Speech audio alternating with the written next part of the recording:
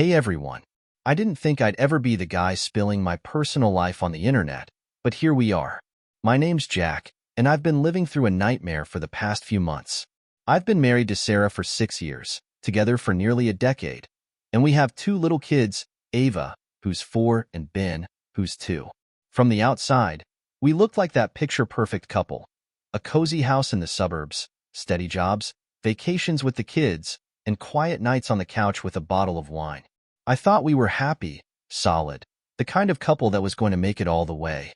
Looking back, I keep wondering if I was just blind or naive, or maybe I just didn't want to see the cracks. Things started changing around 4 months ago. Sarah seemed different. At first, I thought it was just stress. She was up for a big promotion, and she'd been working harder than ever. She'd come home late, mumbling something about her new boss, Eric, being relentless, and I'd nod, tell her to get some rest, that I was proud of her. But it wasn't just the late hours. It was the way she started acting around me, distant, distracted, and at times, almost annoyed by my presence. She'd come home and go straight to her phone, messaging someone and then laughing at whatever popped up on her screen. If I asked who it was, she'd just say, "Oh, just work stuff, Jack. Don't worry about it." But that work stuff was always happening. She started locking her phone, taking calls in the other room, and whenever I asked about it, she'd roll her eyes and tell me I was being paranoid. I tried to ignore it, told myself I was just overthinking, that Sarah was busy, maybe even just burned out. I wanted to believe that, and I convinced myself I was being irrational. So I pushed down that nagging feeling, tried to be supportive, even started cooking more, cleaning up the house before she got home so she could just relax. But no matter what I did, she seemed to slip further away. She started buying new clothes, going to the gym 5 times a week, and spending way too much time in front of the mirror. One day, she came home with a new perfume, some expensive brand I'd never seen before, and joked that she just felt like it was time for a change. I'd be lying if I said I didn't start to feel suspicious, but I told myself I had no proof. She'd always been ambitious, a bit of a perfectionist, and she'd never given me any reason to doubt her before. Then, about 2 weeks ago, it all started falling apart. I had this idea to surprise her with a date night, something spontaneous. My parents agreed to take the kids for the weekend, and I left work early that Friday to drop them off. Usually, when I go to my parents' place, I stay for the day and head back in the evening. But this time, I just dropped off the kids and turned back home so I could surprise her. As I pulled onto our street, I noticed a truck parked a few houses down. At first, I thought nothing of it. Figured it was a friend of a neighbor's or something. But then I saw it again. This wasn't the first time that truck had been around. I'd noticed it parked nearby more and more lately, and I didn't know anyone on our street who drove a truck like that. I parked my car a little ways away, deciding I'd sneak in through the side door to surprise her. I even had this whole mental picture of her face lighting up when she saw me standing there with dinner plans in my hand. But as soon as I slipped into the house, I heard something that stopped me cold. There was laughter, her laugh, and then a man's voice, low and familiar, but one I couldn't quite place. The sounds were coming from upstairs, our bedroom. My heart started pounding so hard I thought I'd collapse right there. I wanted to storm in, to yell, to demand an explanation. But instead, I took out my phone, turned on the camera, and walked up slowly, hoping I was wrong, praying I was wrong. When I reached the top of the stairs, I could see the sliver of our bedroom door open. I moved quietly and raised my phone just enough to record. And there she was, with him. I won't go into details, trust me. I've replayed those moments enough times in my head to last a lifetime. But seeing them together, in our room, with her laughing like that, it broke something inside me. I didn't confront them. I couldn't. I just backed away, went back to my car and sat there, staring at the recording on my phone. I kept replaying it, hoping it would somehow make sense, hoping maybe I'd wake up from this nightmare. But the reality of it sank in, every detail sharper than the last. After a while, I pulled myself together enough to go back inside. By then, the guy was gone, and Sarah was sitting in the living room, acting like nothing was wrong. She looked up at me with a half-smile, but when she saw my face, her expression changed. "Why are you home so early?" she asked, her voice almost nervous. I forced myself to act normal, to keep it together, even though every part of me was screaming. I told her I had wanted to surprise her with a date night, and she laughed, saying how sweet that was, how much she needed a night out. We sat there, side by side, sipping wine like everything was fine, like she hadn't just shattered my world upstairs. I could feel my hands shaking, but I kept it together, pretending to be the same clueless husband she thought I was. I'm still trying to process what I saw. I've been watching the recording over and over, like if I study it enough, maybe I'll find some explanation that makes it hurt less.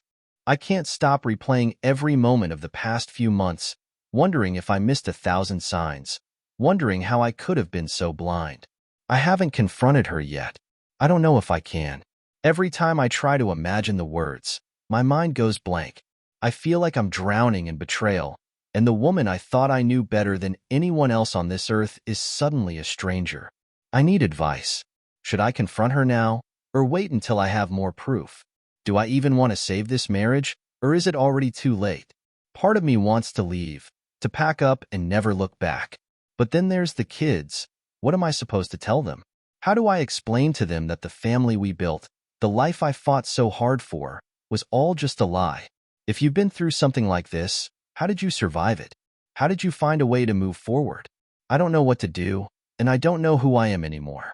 Since that night, my life's been a mess of questions and sleepless nights. Every time I close my eyes, I see that moment in the doorway, that look of laughter and joy on her face with him. A look she used to have for me. I wanted so badly to wake up and realize it was all just a bad dream. But every morning, the pain is right there, heavy as ever. For the first few days, I tried to play it cool. I went to work, came home, and acted like everything was normal, but inside, I was crumbling. I don't think I've slept a full night since. I lay there beside her, wondering how I didn't see it, how she was able to look me in the eye every day and just lie. It wasn't just that she'd been with someone else, it was the sheer betrayal, the lies, the secrets hidden behind every smile, every kiss. I used to be able to feel the warmth of her hand in mine, a comforting connection that felt unbreakable. Now, every time she touches me, it's like I'm standing on broken glass. One night, about a week after I caught them, she told me she was going out for a work meeting. She slipped on her heels, put on that new perfume, and barely even looked at me as she said goodbye. I sat there, stunned, watching her leave, and the anger inside me boiled over. That night, I decided I couldn't keep ignoring it. I wasn't about to let her make a fool out of me any longer. I started digging, looking for answers in places I never thought I'd need to. I went through her phone while she was in the shower, and that's when I found the messages. They were hidden under a fake contact name, Maggie Work. But there was no mistaking who it was. The messages went back months, full of little lies, excuses, and worst of all, those sickening declarations of love. "I can't wait to see you," she texted him. "Jack will never know." That text, it felt like a knife twisting in my chest. The deliberate, calculated way she was deceiving me, planning her betrayal so confidently, made me feel like I was losing my mind. How could she be so casual about something so cruel? Did she really think I was that oblivious? The next night, she went out for drinks with her team, and that was my chance to find more. I searched her laptop, her emails, and every corner of our digital life. Turns out she had an entire email account dedicated to him, hidden from me, used for sending messages and pictures I wish I'd never seen. The pictures, they're burned into my brain now, little reminders of just how far she'd fallen from the woman I thought she was. The worst part was that some of the photos were taken in our own house, in our living room, on our couch, even in our bed. The place where we made memories with our kids, where we stayed up late watching movies and talking about our dreams for the future. She'd turned it into a backdrop for her lies, for her secret life. And yet, here I was, still pretending like everything was fine. I'd come home from work, sit through dinner with her and the kids, put on a fake smile as if I wasn't choking on every bite. I felt like I was a stranger in my own life, living in some twisted version of reality where nothing made sense. Every word she said felt like another betrayal, every laugh like a slap in the face. Then, one evening, she got a call.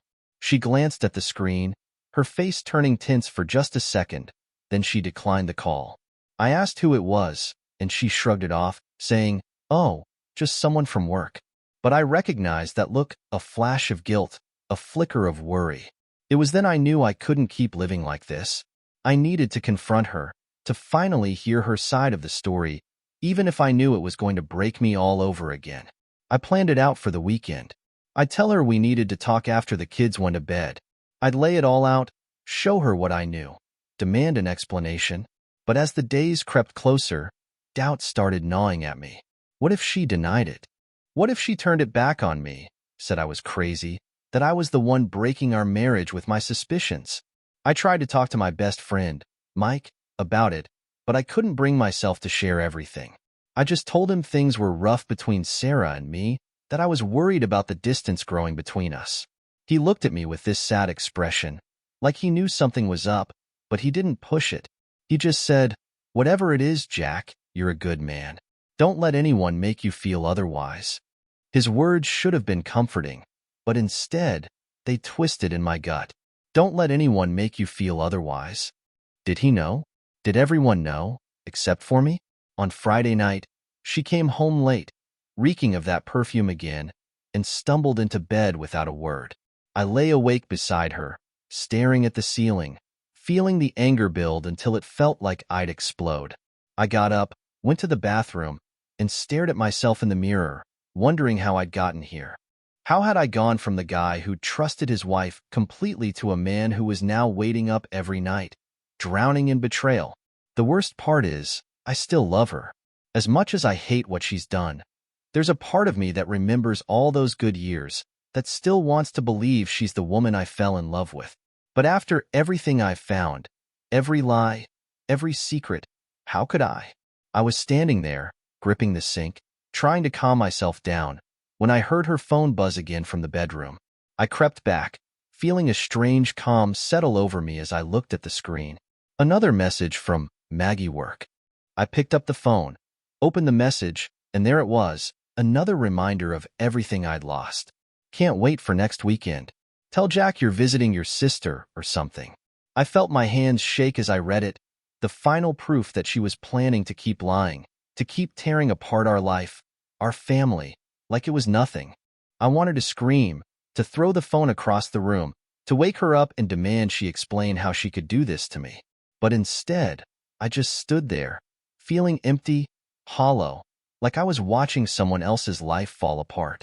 That's when I realized there was no way out of this without confrontation. This couldn't go on. I couldn't keep living a lie while she continued to laugh behind my back, to use me as a cover for her twisted game. I set her phone back down, went downstairs, and poured myself a drink.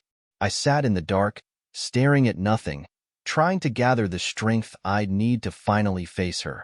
Saturday night came, and I felt like I was bracing for war. I kept looking at the clock, waiting for the kids to fall asleep, rehearsing what I was going to say. My heart was pounding like I was about to step off a cliff, but deep down, I knew there was no other choice. I couldn't keep pretending, couldn't keep living this lie while she destroyed everything we'd built. When the house was finally quiet, I walked into the living room, where Sarah was scrolling on her phone, completely oblivious to the storm about to hit. I cleared my throat, and she looked up, her face unreadable. I don't know if she sensed something, or if she just saw the look in my eyes, but the easy smile she'd been wearing disappeared in an instant. "We need to talk," I said, keeping my voice steady, though every part of me felt like it was coming apart. She nodded, putting her phone down, crossing her arms like she was bracing herself. "All right, what's going on?" I took a deep breath, my hands clenched at my sides. "Sarah, I know you've been seeing someone else.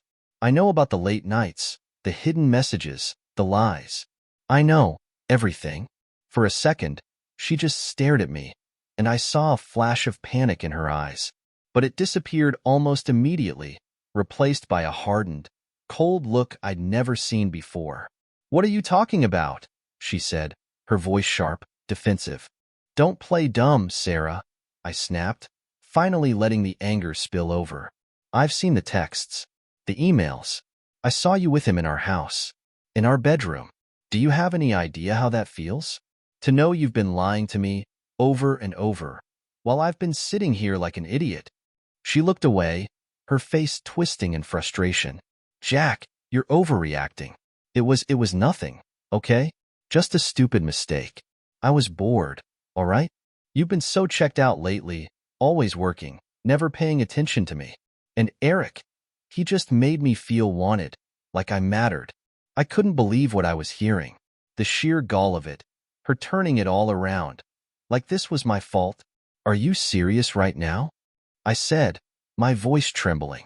"You think I don't pay attention to you? I've been here, Sarah. I've been here, taking care of the kids, supporting you through everything, making sure we had a good life. And you're saying that's not enough?"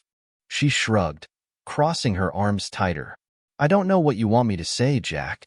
People change. Sometimes love just fades. Maybe we've just been pretending things are fine when they're not. Maybe we're both better off going our separate ways." "Going our separate ways?" I repeated, disbelief hitting me like a punch. "That's it? 10 years together, 2 kids, and you're ready to throw it all away for some fling?" She didn't even flinch. "You're acting like I planned this, like I wanted to hurt you. But it just happened. I'm sorry, Jack, but maybe this is just the way it's meant to be." I couldn't hold it in anymore. I reached into my pocket, pulled out my phone, and opened the video. "Is this just the way it's meant to be, Sarah? Because this doesn't look like something that just happened." Her face went pale. She looked at the screen, her mouth opening and closing, but no words came out. For a moment, I saw real fear in her eyes, maybe even shame. But then, just as quickly, that cold, hard look returned, and she crossed her arms again, defiant. "So you recorded me," she said, her voice laced with contempt. "That's pretty messed up, Jack. Spying on me like that? Is that how little trust you have?" I laughed, a bitter, hollow sound. "Trust? You're going to talk to me about trust?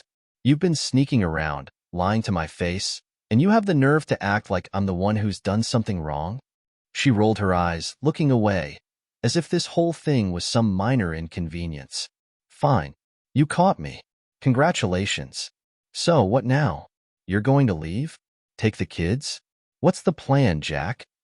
Her indifference, her complete lack of remorse. It felt like someone was driving a knife deeper into my chest with every word. I thought there'd be regret, maybe even tears. But all I saw was someone who seemed annoyed, like I was ruining her night. "I don't know what's next, Sarah. I don't even know who you are anymore," I said, my voice barely above a whisper. "How long has this been going on?" She shrugged. "A few months, maybe longer. Does it even matter? It's not like I was planning on leaving you, Jack. You're the one making this into a big deal." I couldn't believe it. Months. She'd been lying to me for months, living a double life right under my nose, and to her, it was just a mistake. I could feel myself shaking, the anger and betrayal mixing into something dark, something I didn't know how to handle. "Do the kids even know this guy?" I asked, my voice cracking. "Have you introduced him to them, brought him into our lives?" She rolled her eyes again, sighing. "Oh, relax, Jack. It's not like that. I'm not some monster. I'd never bring him around the kids." I felt a strange kind of relief, but it didn't last. There was still that emptiness inside me, that sick feeling that no matter what happened next, nothing would ever be the same. "So what now?" I asked, finally. "Is this just over? Are we done?" She shrugged again, looking down at her hands. Maybe this is for the best. I'm tired, Jack. I don't want to fight about this anymore. We can't keep pretending everything's fine when it's not." I looked at her, at the woman I'd spent the past decade with, the mother of my children, the person I thought was my partner, my best friend. But now, standing there, all I saw was a stranger. Someone who'd been wearing a mask, hiding her true self, deceiving me in ways I still couldn't fully understand. I felt a wave of exhaustion hit me, like I'd been carrying a weight too heavy for too long. I thought about the kids upstairs, fast asleep, completely unaware that their world was about to change. I thought about every memory we'd made in this house, every promise we'd shared, and I felt a deep sadness settle in, so thick I could barely breathe. Without another word, I turned and walked out of the room, leaving her standing there. I didn't know where I was going, didn't have a plan, but I needed to be away from her, away from the lies and the anger and the endless questions with no answers. I went to the garage, sat in my car, and just broke. I let it all out, the anger, the sadness, the betrayal. I didn't know how long I sat there, feeling the weight of everything crashing down on me. All I knew was that nothing would ever be the same again. After a while, I looked at myself in the rearview mirror, my face pale, eyes red. I knew I had to make a choice. Either I was going to let this destroy me, or I was going to find a way to move forward, for my own sake and for the kids. But one thing was clear. The woman I'd loved, the woman I thought I'd build a life with, was gone. And I didn't know if I'd ever find a way to forgive her for that.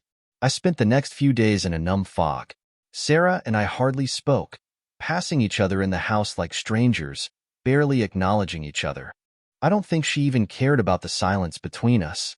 She'd taken her mask off, and now I could see her as she was cold, indifferent, even a bit annoyed that I disrupted her life by calling her out. It's like she was waiting for me to make the next move so she could be free to live whatever life she'd built for herself outside our marriage. I knew I needed to tell someone, but I couldn't bring myself to say the words out loud. My best friend, Mike, called me a few times, asking if I was okay, telling me he could tell something was wrong, but I brushed him off, saying I just needed space. The truth was, I couldn't face the pity. I couldn't handle the look in his eyes if I told him that the life I'd built with Sarah, the life everyone thought was perfect, was crumbling. I couldn't stand being the guy everyone felt sorry for. But then, 2 days later, I got a call that threw everything into chaos. It was a call from Sarah's sister, Emma. She sounded tense, her voice barely a whisper. "Jack, I don't know how to say this, but you need to know something. Sarah's been lying to you." I almost laughed, the irony hitting me hard. "Yeah, Emma, I know. She's been seeing someone else. I found out." Emma hesitated, then said, "No, Jack, it's worse than that. Sarah's been seeing this guy for years. And you're not the first one she's done this to." I felt the world spin around me. Years? My mind raced, piecing together every moment I doubted her, every suspicious late night, work trip, every new perfume, every lie I'd brushed off. "What do you mean, not the first one?" Emma sighed, sounding exhausted. "Sarah has a pattern, Jack. I never told you because she's my sister, and I thought she'd changed. But in college, before she met you, she cheated on every guy she was with. And not just flings, either. Full-blown relationships behind their backs. I thought she was different with you. That maybe you were the one who'd finally made her settle down. But I was wrong." The words stung like knives. Years. Not just months, not just a fling, but years. And this wasn't some isolated mistake. This was who Sarah was, who she'd always been. I wanted to be angry, to feel rage, but all I felt was a hollow, aching numbness. "Why didn't you tell me?" I managed to ask, barely able to get the words out. Emma was silent for a long moment. "Because I thought she'd stop. She seemed happy with you, and I thought maybe she'd changed. But then I started noticing things. She'd drop hints sometimes, little comments about how you didn't understand her, or how she missed the freedom she had before. I ignored it, convinced myself she was just venting, that she wouldn't actually do it again." Emma's voice cracked. "I'm so sorry, Jack. I didn't know who else to tell. I couldn't keep watching her ruin your life without saying anything. You deserve better than this." I thanked her, hung up, and just sat there in silence, the weight of her words settling over me like a dark cloud. Years. It felt like my entire marriage was a lie, a carefully constructed facade built on her lies and my blind trust. I couldn't believe that the woman I'd shared my life with, the mother of my kids, had been living a double life for years, and not just with this one guy, but maybe with others before him. That night, Sarah came home late, her face flushed, a smirk on her lips like she'd won some victory over me.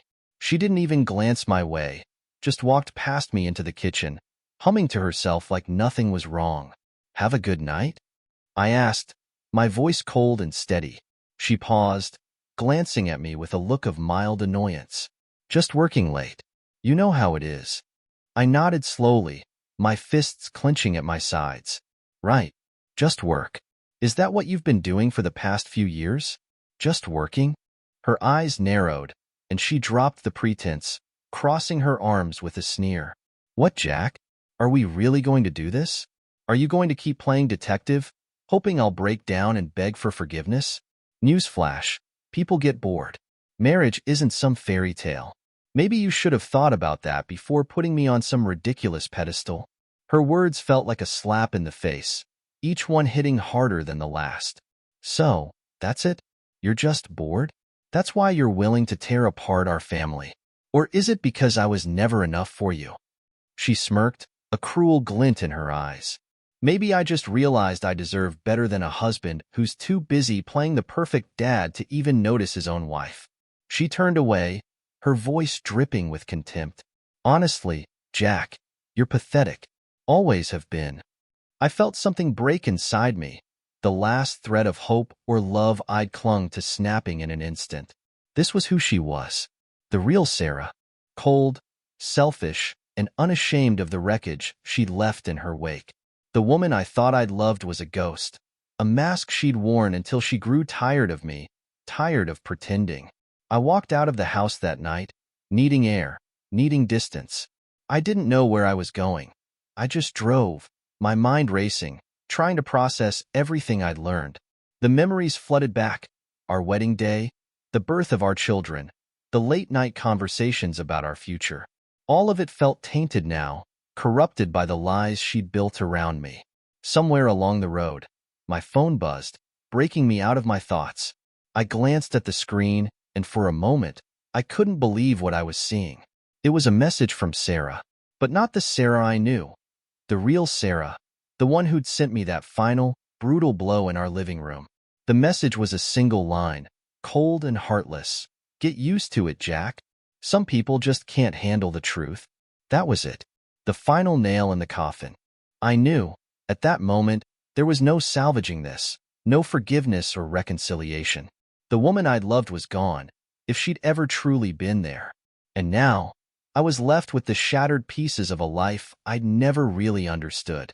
As I drove back home, the only thing I knew for certain was that this was the end. The end of my marriage, the end of the illusions I'd clung to, and maybe even the end of the man I'd once been. There was no going back. But as I parked outside the house, staring up at the dark windows, I realized there was one thing I had left to fight for: my kids. I wouldn't let Sarah's selfishness, her lies, her cruelty, destroy them the way it had destroyed me. I would be there for them, protect them from the truth for as long as I could, because they were all I had left now. And as for Sarah, she could keep her lies. I was done. When I walked back into the house that night, the silence felt thicker, colder. Sarah was already upstairs, the bedroom light spilling faintly into the hallway. I stood there, just staring at that light, feeling the weight of all the things I wanted to say, the anger, the bitterness, the accusations. But it was like hitting a wall. I knew nothing I said would make a difference. Nothing would ever bring back the woman I thought she was, and nothing would ever fix the life we'd built that she'd so easily torn apart. The next morning, I woke up on the couch to the smell of coffee. Sarah was in the kitchen, her back to me, humming softly as if everything was fine, as if our world hadn't collapsed. Seeing her like that, so calm, so oblivious, made something snap inside me. I knew then that I couldn't keep living like this. If she wanted to act like I was invisible, like her betrayal was just some minor inconvenience, then I would play along. But I was done letting her dictate my life. I poured a cup of coffee, not saying a word, and watched her for a moment. She didn't even look at me, just scrolled through her phone, probably texting him, as if I didn't exist. I could feel the anger rising again, but I pushed it down, knowing I had to play this carefully. After breakfast, I called my lawyer. I'd never spoken to him about anything like this before, just some property stuff when we bought the house, so I knew this would catch him off guard. But I laid it all out, told him about the infidelity, the evidence I had, and asked him about my options. He was sympathetic, telling me we'd go over everything in person, and I could feel the weight of this next step settling on me. "Jack, it's going to be a battle," he said, his tone somber. "But if you're ready, We'll do everything we can to make sure you and your kids are protected." I hung up, feeling an odd sense of clarity. For the first time since I discovered her betrayal, I felt like I had some control. Like maybe, just maybe, I could reclaim my life. That evening, Sarah and I put the kids to bed in silence. We barely looked at each other. But once the kids were asleep, I walked back downstairs and sat at the kitchen table, waiting for her to join me. She came down a few minutes later, glancing at me with a bored, almost irritated expression. "We need to talk," I said, my voice steady. She sighed, rolling her eyes. "Again, Jack?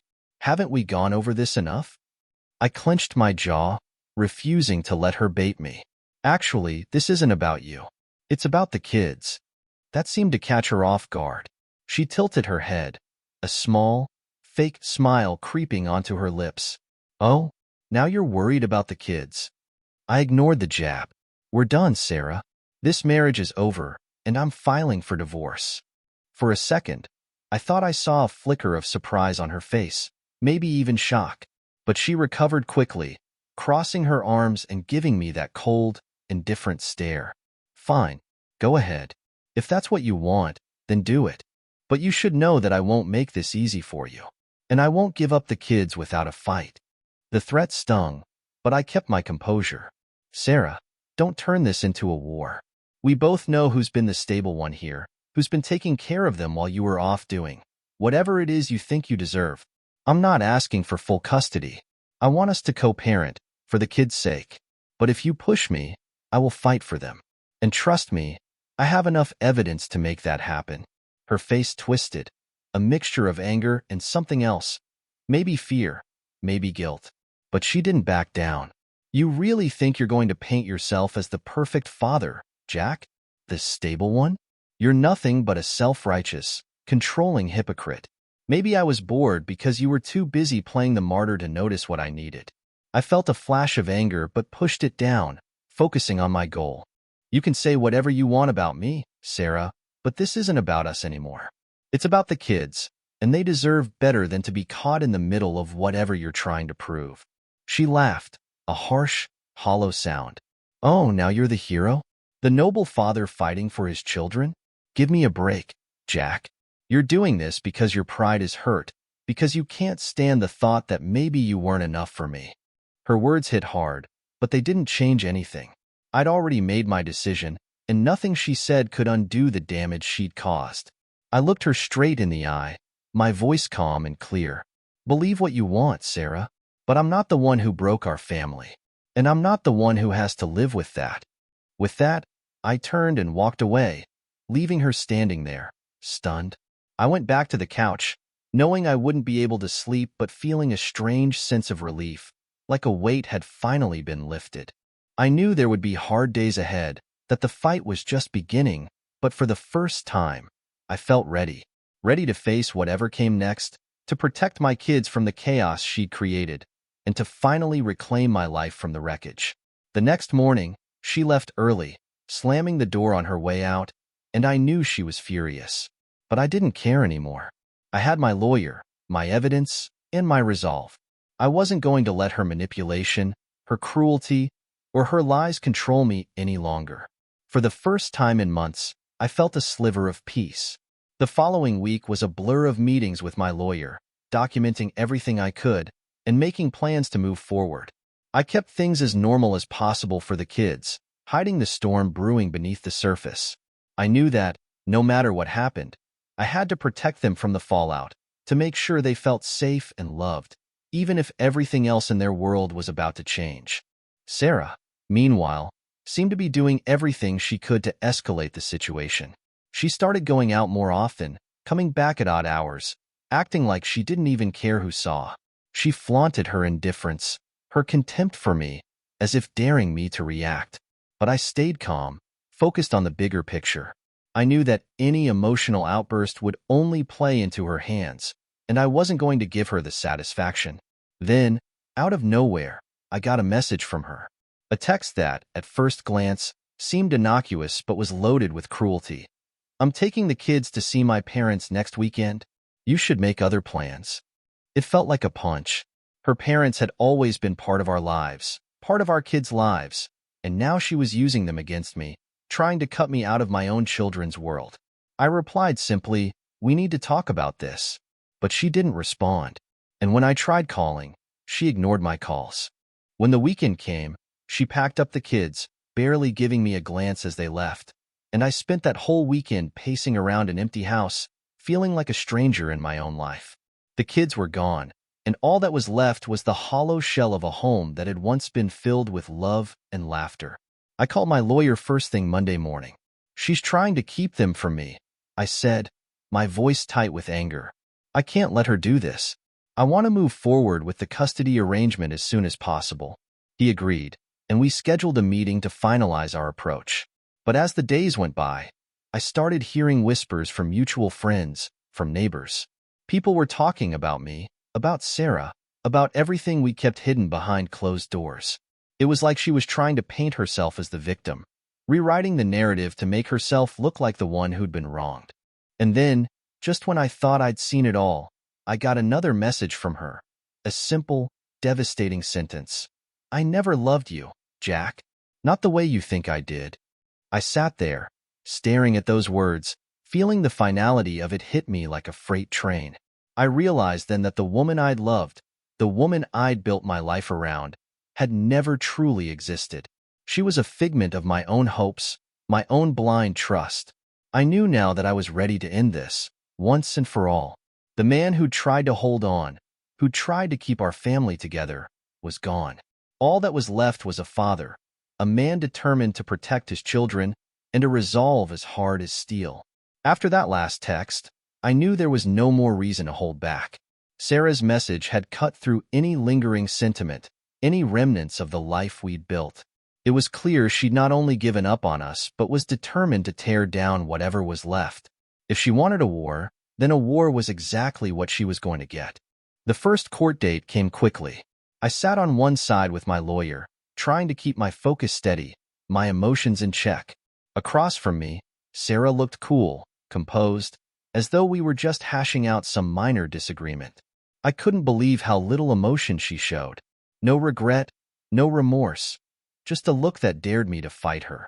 If it hadn't hurt so much, I might have been impressed by her confidence. As the hearing began, my lawyer outlined our case, bringing up her documented affair, the nights she'd been absent, and how I'd been the primary caregiver for the kids. We presented evidence of her texts, the videos I'd recorded, and even statements from her own sister, Emma, who had finally agreed to speak on my behalf. Emma's testimony was honest and raw. She described Sarah's pattern of deception, how she'd been aware of Sarah's unfaithfulness for years but had kept it quiet, hoping that her sister would change. Watching Emma take the stand, I felt a strange mix of gratitude and guilt. I knew it was hard for her to do this, to testify against her own sister, but she'd chosen the truth. After her testimony, Emma gave me a brief, supportive nod, and I knew she was rooting for me, for the kids, for whatever peace might still be salvaged from this mess. Sarah, though, was ruthless. Her lawyer painted me as controlling and obsessive, a man who interfered in her life, making her feel trapped and unhappy. They argued that I'd been distant, that my constant focus on the kids and my job left her feeling like a mere bystander in her own life. The words stung, and I felt like I was being stabbed with every accusation, each one meant to make me look like the reason she cheated, like it was somehow my fault that she betrayed me. But the judge didn't seem swayed. There was too much evidence on my side, too many witnesses who vouched for my role in the kids' lives, my role as a husband who'd been nothing but loyal. The hearing ended with a temporary agreement, one that allowed us shared custody but restricted her from moving the kids out of state. It wasn't the victory I'd hoped for, but it was a start. Afterward, as we were walking out of the courthouse, Sarah caught up with me. She looked at me with an icy calm that sent a chill down my spine. "You're not going to win this, Jack," she said, her voice dripping with confidence. "You think parading my own sister against me in court is going to help? You're pathetic." I turned to her, finally feeling some of that anger resurface, but I kept my voice steady. "I'm not doing this for me, Sarah. I'm doing it for the kids, so they don't have to grow up around lies." She scoffed, rolling her eyes. Keep telling yourself that. Maybe it'll help you sleep at night." Without another word, she walked away, leaving me standing there in the cold. But for once, her words didn't get to me.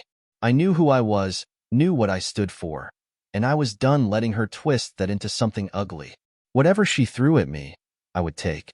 Because this was bigger than her cruelty, bigger than her lies. This was about protecting my kids from the mess she'd created. Months passed. The custody battle dragged on, each hearing feeling like another wound that wouldn't heal. But as much as Sarah tried to paint herself as a victim, the truth kept coming to light. Her patterns, her lies, her lack of accountability, all of it started to unravel under the scrutiny of the court. Her attempts to manipulate the narrative, to cast me as the villain, lost momentum, and the judge began to see through the facade. In the end, the court ruled in my favor. I was granted primary custody of the kids, with Sarah getting supervised visits until she could prove stability. The judge cited her history of deception and the potential impact on the children's well-being as reasons for the decision. As I heard the ruling, relief washed over me, followed by a sense of finality that I hadn't felt since this all began. I'd won the fight for myself, for the kids, for the chance at a new life free from her lies. The first time Sarah came to pick up the kids for her visitation, she barely looked at me. She wore a forced smile as she hugged Ava and Ben, but I could tell her mind was somewhere else. And for the first time, I didn't care. I no longer felt the need to understand her, to search for some explanation that would ease the pain. I'd accepted that there was no explanation, no hidden reason for what she'd done. She was who she was, and I couldn't change that. A few weeks later, Emma called me. "How are you holding up?" she asked, her voice soft and genuine. "I'm okay, I think," I said, surprised by my own answer. The truth was, I'd been feeling lighter, more hopeful. The kids and I were settling into a new routine, building a life that was ours, free from Sarah's shadow. Emma sighed. "I'm sorry it came to this, Jack. I never wanted to hurt her, but I couldn't keep letting her drag you down."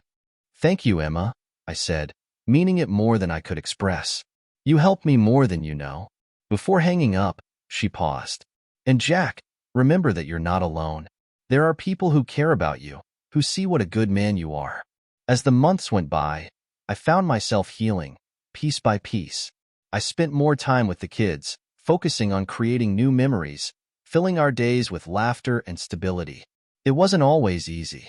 There were still hard days, days when the past crept back in, when I'd feel the sting of betrayal all over again.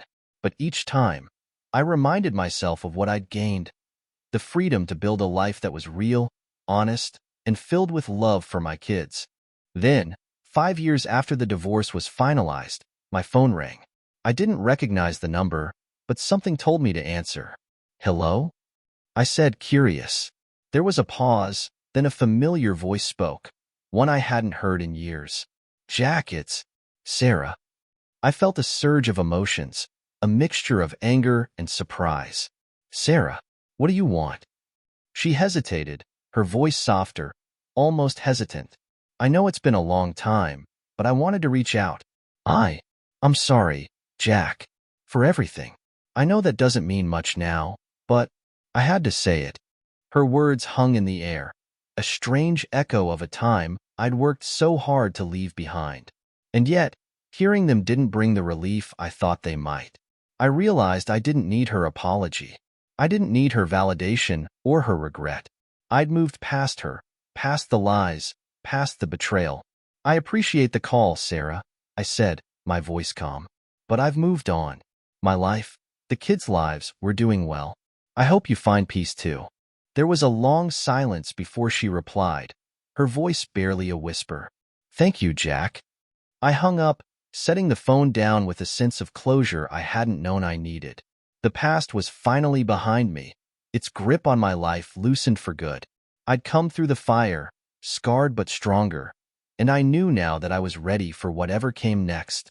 The kids and I would continue to build our lives, free from the shadows of betrayal, anchored in the love and resilience we'd found together. Because in the end, we'd come out on the other side, not broken, but whole, ready for a new beginning.